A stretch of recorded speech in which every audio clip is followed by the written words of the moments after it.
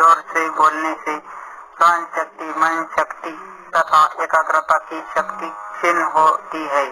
व्यर्थ का देखने से चित्त में कुसंस्कार घुस जाता है और व्यर्थ का सुनने से चित्त मलिन हो जाता है।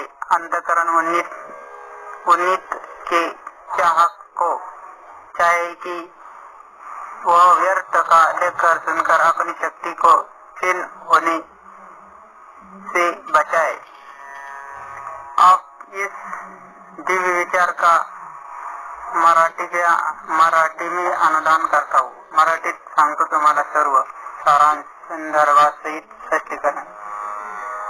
तर दिव्य विचारातील या हिंदीतील इमेज मधील सर्व काही भाषांतराचा अर्थ आणि स्पष्टीकरण तुम्हाला अगदी थोडक्यातपणे सांगतो।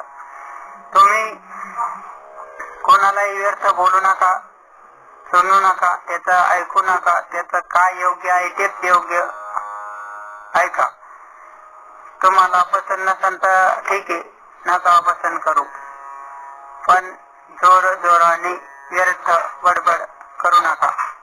तुमची प्राणशक्ती, मन शक्ती, एकाग्रता क्षीण होत जाते, अर्थात एकाग्रता तुमच्या मनी राहत नाही। म्हणून शब्द हे शस्त्र असतात, ते चांगल्या प्रकारे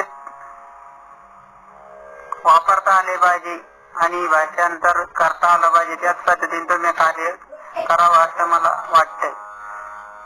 राहतो राहिला कुसंस्काराचा प्रश्न, तर तो कसा निर्माण होतो?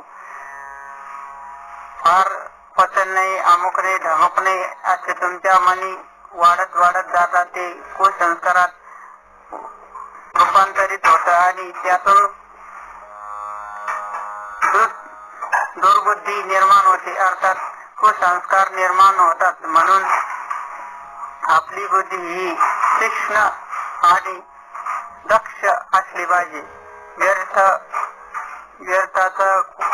चिंतन करायचं नाही आणि व्यर्थ विचार कोणता करायचाच नाही।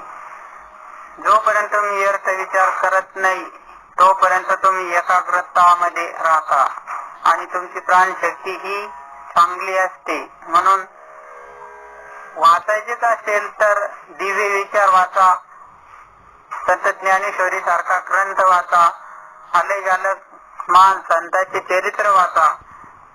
फालतू गोष्टीकडे तुम्ही लक्ष घालू नका असे मला इथे सांगत आहे। एवढेच सांगून मी इथं माझे मराठी अनुवाद संपवतो आणि